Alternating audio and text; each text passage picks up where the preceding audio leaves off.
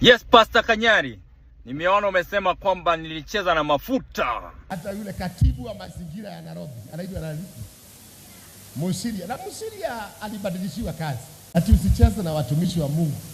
Kanyari walikosana na Musiria, na Musiria sasa ametolewa kwa ile doketi yake.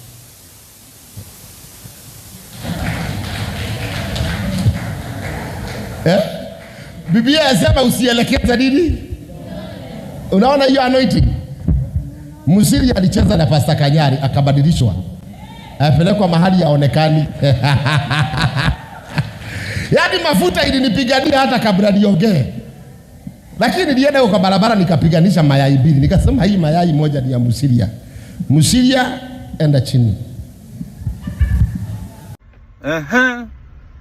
But nataka kuambia pia Pastor Kanyari, rafiki yangu, kama kweli mafuta inafanya kazi, Sunday nitakuja unimwagie nione kama baraka itatokea, nipate uwaziri katika serikali kuu, na hapo na mimi nitakuja nitoe ushuhuda nikiandamana na wengine ambao watasema kweli mafuta ya Kanyari inafanya kazi.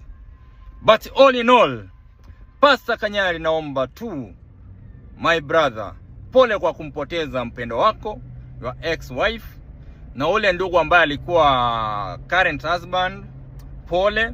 Mkiwa na shida, mimi kama katibu mkuu wa mazingira, katibu mkuu wa ushirikisho na huduma kwa wananchi gatuzi la Nairobi, niko ready kuwakalisha chini, niwapatie guidance and counseling, niwapatie huduma zile za kuwa guide, ili mnapoomboleza, yani Mungu awape nguvu.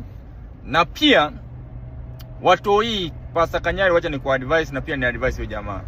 Maze, watu hii najua umeishi na wao, uko na hiyo bond, but pia tukumbuke kwamba baba mzazi ambaye ni Kanyari ana deserve kana watu hii, sababu ni watoto wake, damu ni yake. Najua tuambiane tu kweli. Birth certificate inasoma Kanyari, so apewe watoto wake ishi nao, anaweza walea. Unajua kama mimi si baba ya hao watoto, na msichana ni mdogo na kijana ni mdogo, sometimes kuna zile mashetani zinaweza tuingia upate mambo imekuwa mbaya. But kwa baba mzazi, najua baba atalea mtoto wake, ataishi na mtoto wake vizuri. Kwa hivyo wale wa Kenya mnaunga mkono hii, wacha Kanyari apewe watoto wake. Jamaa, usikubali watoto waende US.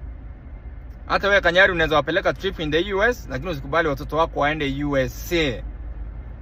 Wakienda pale huwezi jua ni nini. Na pia kama mama alikuwa na mali, mnaweza kaa chini muone vile itagawa. Msianze vita kuenda kotini sijui nini. Watoto iende kwa watoto, isiende kwa mtu yote, iende kwa watoto. Investment ziende kwa watoto. Pia ex-husband anaweza benefit kidogo tu, lakini iende kwa watoto ili wasupport watoto. Kanyari, usiachilie watoto wako. You will thank me later. Lakini Sunday nitakujia mafuta ili nibarikiwe, na nikikuwa waziri wa national government nitaheshimu mafuta yako.